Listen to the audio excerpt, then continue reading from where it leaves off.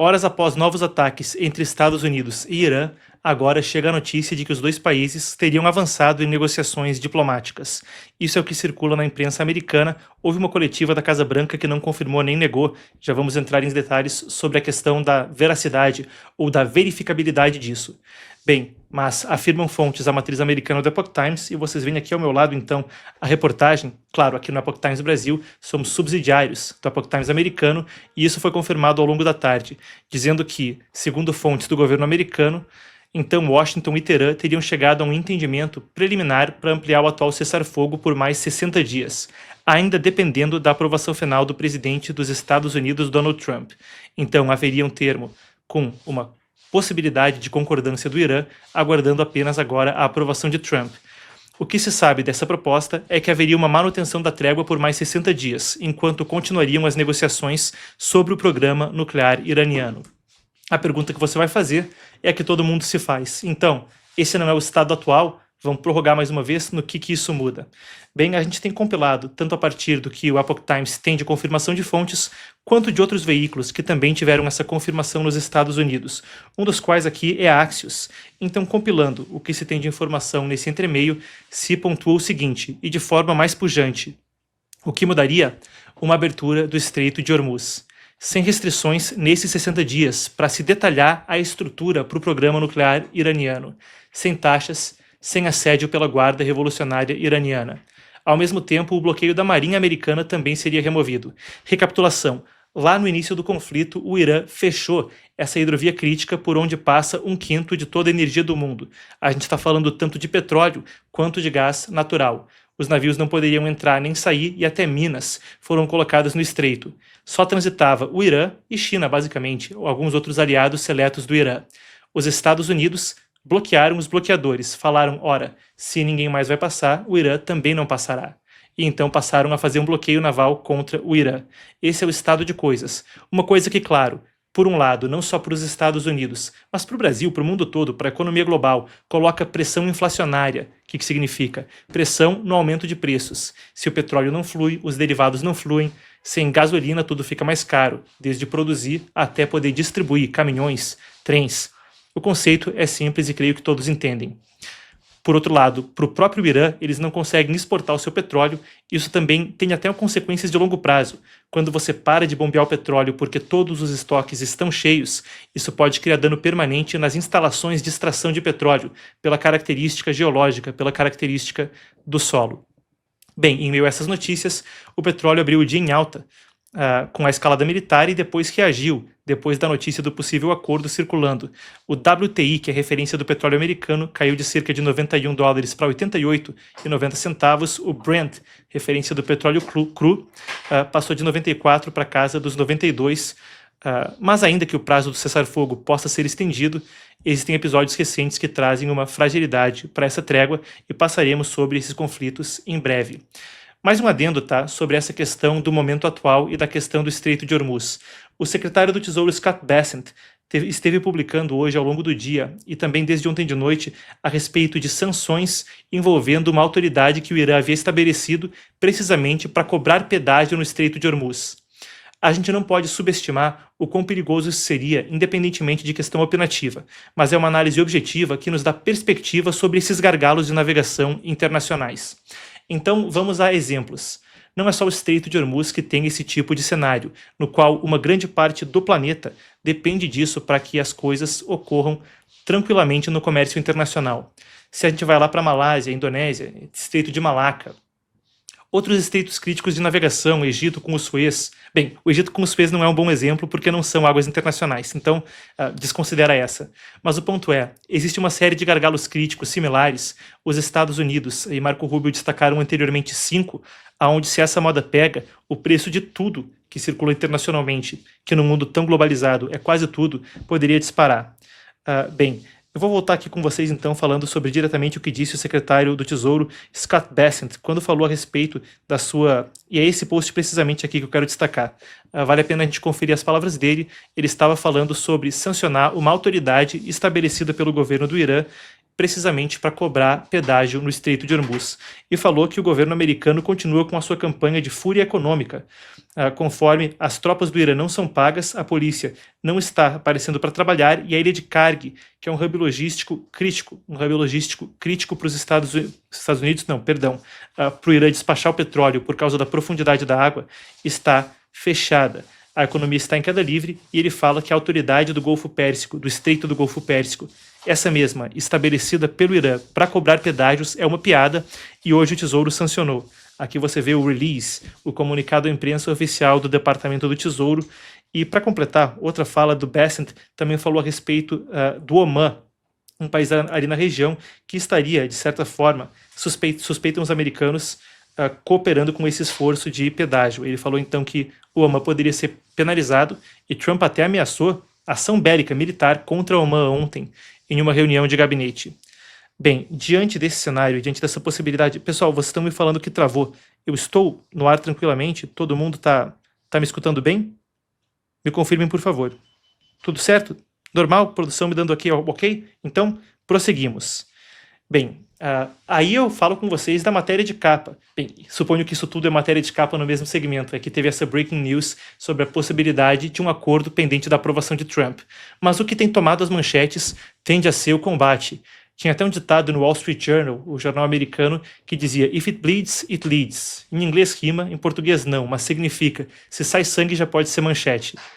E aí a gente vai para o seguinte: o Irã, hoje, no horário local, lá do Oriente Médio, ainda ontem à noite, aqui é mais cedo que lá, no horário de Brasília, atacou uma base militar americana no Kuwait, um país ali no Golfo, perto do Iraque, que abriga uma das principais bases dos Estados Unidos no Oriente Médio. Os sistemas de defesa aérea foram acionados depois de ameaças com drones e mísseis, e aí não houve relatos de feridos ou danos materiais. 2 pontos sobre isso. Aqui do meu lado, vocês conferem o comunicado do governo do Kuwait à imprensa. Para quem não tiver com o árabe apurado, ali embaixo se lê em inglês. Eles estão falando a respeito de um cenário onde foram detectadas uma série de ameaças que se buscou interceptar e estiveram lidando com isso. Enquanto esse comunicado era menos detalhado, o próprio Comando Central dos Estados Unidos também emitiu o próprio comunicado que traz mais detalhes para a gente. Eu vou ler com vocês, a gente pode colocar em tela cheia para o público. Por favor, então, e vamos lá. Às 10h17 da noite, horário da costa leste dos Estados Unidos, um adendo, seria uma hora mais cedo, mais tarde, então 11h17 da noite, no horário de Brasília. Em 27 de maio, o Irã lançou um míssil balístico em direção ao Kuwait, que foi interceptado com sucesso. Essa violação flagrante do cessar-fogo pelo regime iraniano ocorreu horas depois que forças iranianas lançaram 5 drones de ataque unidirecionais que representavam uma ameaça clara dentro e perto do Estreito de Hormuz. Todos os drones foram interceptados com sucesso pelas forças dos Estados Unidos, que também impediu um 6º lançamento de drone de um local de controle terrestre iraniano em Bandar Abbas. Esse é o comunicado. Uma breve cronologia da tensão, porque parece até um flashback, um déjà vu. A gente já havia noticiado uma coisa quase idêntica a essa mais cedo, e é porque na terça-feira, de fato, um acontecimento muito similar também aconteceu. Agora, breve cronologia da tensão da semana. A pressão desse cessar-fogo tem aumentado, conforme o Irã antes também já havia atacado 4 navios no Estreito de Hormuz e também colocado navios lança-mina na região, colocando minas. Os Estados Unidos falaram que os seus ataques foram defensivos, atingindo barcos rápidos da Guarda Revolucionária Iraniana na região. Esses barcos rápidos são diferentes da Marinha do Irã. A Marinha do Irã tinha cerca de 160, 159 navios que foram basicamente todos afundados, tá? Essas lanchas rápidas, associadas à Guarda Revolucionária Islâmica, seria que nem comprar, sei lá, uma embarcação civil qualquer, aí se coloca metralhadoras, coloca gente com armas ali e se utiliza isso basicamente para terrorismo nos mares, diferente de uma bela nave, um navio militar de fato. Como a gente disse, o Pentágono alerta legítima defesa a respeito do assunto, falando dessa interceptação no Kuwait. De forma interessante, hoje, e entre hoje e amanhã, a gente fala agora de 3 meses dessa guerra já acontecendo, envolvendo Estados Unidos, Israel e o Irã e, claro, o Hezbollah, a organização terrorista, no Líbano, até certo grau. Eu quero, enquanto isso, trazer 2 reportagens interessantes publicadas nessa semana que também dão pra gente um pouco mais de perspectiva para sair ali do ângulo estreito e usar o ângulo amplo, dar um zoom out, um passo para trás, e entender um aspecto interessante que me chamou a atenção conforme tenho feito a cobertura da guerra. Então, uma reportagem hoje da CNN americana divulga imagens de satélite e você deve conferir elas aqui ao meu lado agora. Creio que podemos até colocar em tela cheia para o público acompanhar. E aí está então. É interessante porque a imagem por satélite, claro, contando com análise especializada, pode revelar muitas questões que dão munição para que a gente possa tecer opinião, análise e ter perspectiva. Elas foram divulgadas mostrando que durante o período de pausa nos combates, a trégua segue desde abril, o Irã acelerou a reconstrução de parte do seu arsenal de mísseis e drones atingido durante a guerra. Segundo a análise que veio à tona então da CNN americana, o regime iraniano já reabriu pelo menos 50 acessos que tinham sido bloqueados em 18 bases subterrâneas de mísseis desde o início do cessar-fogo. As imagens colocam em dúvida algumas das declarações que vieram antes dos Estados Unidos de que o arsenal iraniano teria sido praticamente destruído, e poderia ser uma situação na qual esse arsenal então estaria, de certa forma, cortado logisticamente, que certos aspectos do arsenal não estariam disponíveis. Mesmo que, claro, exista uma pujança militar americana no conflito que seja inegável. Vale a pena um adendo aqui. Trump nega categoricamente reportagens do tipo, e enquanto ele não se manifestou especificamente sobre essa, que traz as fotos de satélite, ele falou anteriormente que seria um cenário no qual a, aspas, mídia da fake news, na qual ele cita também a CNN, o New York Times e alguns outros veículos que historicamente têm tido uma tendência à esquerda nos Estados Unidos. Bem, ele fala que é tudo falso, que se você ler vai achar que ele está perdendo a guerra quando ele estaria ganhando enfaticamente.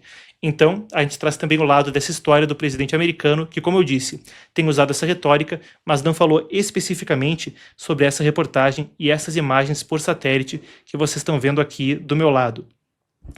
Se a gente fala sobre isso, vale a pena trazer também o outro lado, a situação quanto à munição do lado dos Estados Unidos. Para isso eu trago esse relatório publicado ontem pelo CSIS, às vezes é pronunciado como CSIS, CSIS, mas significa Center for Strategic International Studies, Centro para Estudos Estratégicos Internacionais.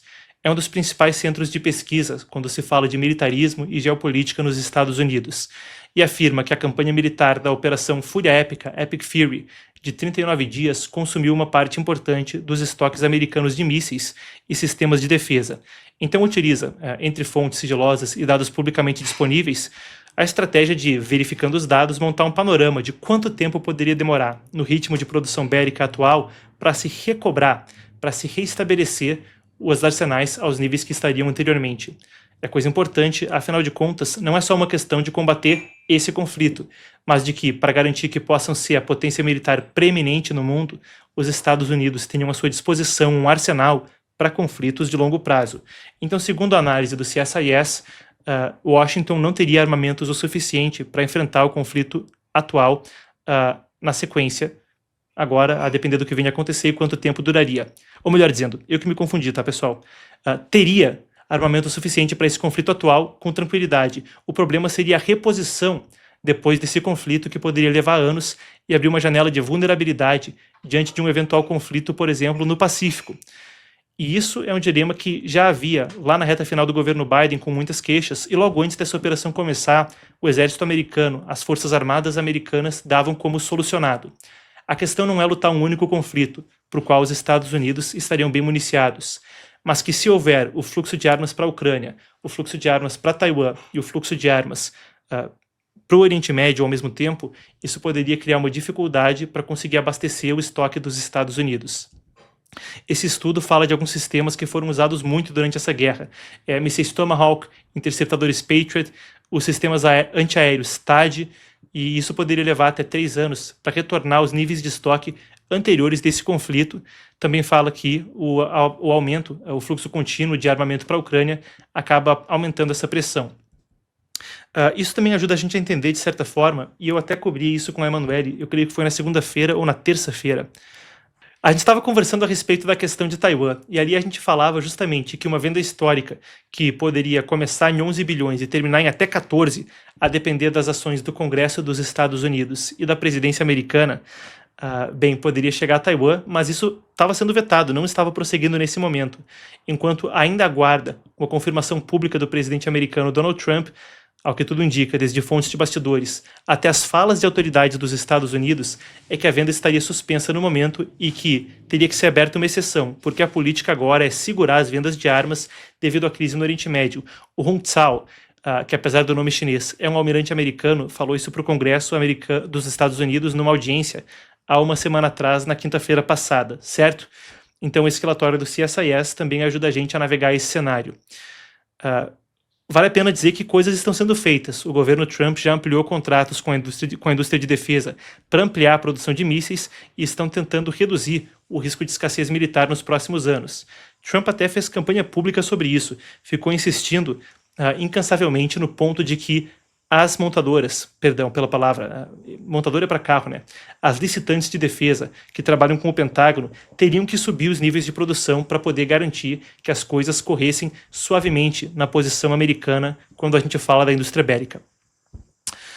Bem, esse é um ponto, vou até fazer um adendo aqui para acrescentar que o precedente histórico para isso é muito interessante quando se fala do Irã se rearmando naquelas fotos de satélite e do debate a respeito de munição. Uma máxima da Primeira Guerra Mundial e depois se tornou uma frase que de uma forma ou de outra reaparece na literatura militar ao longo do mundo, é de que, as tropas ganham batalhas, mas a logística é o que ganha as guerras. É a mesma lógica de que ter um bom ataque pode te fazer ganhar um jogo, mas ter uma boa defesa pode te fazer ganhar um campeonato. Napoleão também falava, não é, que os soldados discutem o combate, mas os generais discutem a logística. Eu acho que o ponto que eu quero fazer a respeito do assunto é claro. No longo prazo, coisas como a capacidade de manter redes logísticas e suprir a indústria bélica acabam contando para conflitos, e a prova disso está aí na Rússia e Ucrânia, que mesmo atualizando as guerras para a estrutura mais moderna que se conhece, também acabaram dependendo desse princípio, do abastecimento de longo prazo. Enquanto a gente cobriu essa frente, eu prometi na introdução do programa e quero pontuar com vocês um evento notório que também acontece no Oriente Médio em conexão com isso. Afinal de contas, o conflito entre Israel e o Hezbollah, organização terrorista que não é o governo do Líbano, mas ocupa uma vasta área de território no sul do Líbano, também requentou quando, naquele 28 de fevereiro, o Hezbollah passou a disparar mísseis contra Israel em solidariedade ao Irã. Essa organização terrorista, afinal de contas, é xiita, mesma vertente religiosa do Islã que a cúpula dos ayatollahs no Irã, e além disso foi treinada, financiada, apoiada logisticamente e de outras formas pelo Irã ao longo da sua existência, começando com ataques terroristas a barracas americanas na década de 80. Barracas, barracks em inglês, não significa uma tenda de acampamento, tá? É um campo de treinamento dos militares americanos que havia no Líbano. Nesse ponto, Israel voltou hoje, pela primeira vez em 3 semanas, desde o início do cessar-fogo com o Hezbollah, a atacar Beirute, a capital do Líbano, não alvejando novamente o país, mas alvejando infraestrutura do Hezbollah, que ocupa sim vastas áreas de território no sul do Líbano, mas em acréscimo a isso também ocupa partes da periferia da capital. Então essa periferia, justamente como um reduto do Hezbollah, seria um alvo legítimo, considerado assim por Israel. Essa presença, e até que a gente tem as imagens aqui vindo do bombardeio, algumas das que circularam nas redes sociais, que são também chamativas. Aí está então, nos subúrbios do Líbano. Eu já fui a fundo em outras ocasiões a respeito desse assunto, e claro que o Líbano é um país que, desde a OLP até o Hezbollah, teve cenários de guerra civil trágicos, até uma profunda invasão na época do governo do Menahem Begin em Israel, na década de 80. Então é um país que, apesar de devastado por guerra, sob a colonização francesa, e nos primeiros anos, após o fim dela, era considerado uma joia no Oriente Médio, chamada até Beirute de a Paris do Oriente Médio, olha só. E uma situação trágica, mas restos da arquitetura, estou falando, isso porque dá para ver remanescentes dessa arquitetura antiga ali nas imagens.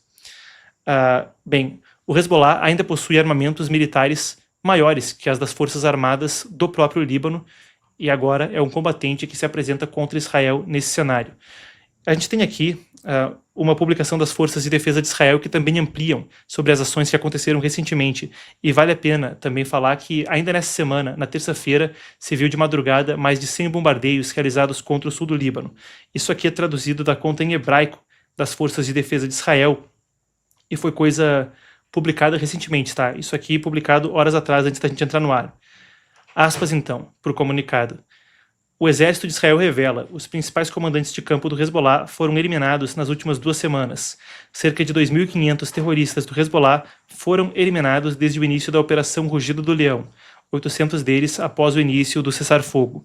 Então, aí publicado em comunicado pelas Forças de Defesa de Israel logo antes da gente entrar no ar. A gente tem mesmo um mapa também detalhando as operações e vale a pena acrescentar para o público. Vamos lá. Temos. Aí está então, as Forças de Defesa de Israel divulgaram a respeito das operações, e eu acompanho com você aí o Líbano, ao norte de Israel, e divulgavam as zonas principais que foram afetadas por esses ataques. Junto daquele comunicado, divulgaram esse vídeo mostrando algumas das autoridades do Hezbollah que foram eliminadas. Você vê ali o sul do Líbano e no oeste o que é chamado aí o Vale de Bekaa. Zonas de concentração, então, dos líderes do Hezbollah e, claro, perto da capital Beirute, que fica ali na costa do Mediterrâneo. Esse é o vídeo divulgado pelas Forças de Defesa de Israel, então aí ele fica em loop se repetindo, mas está dada a informação.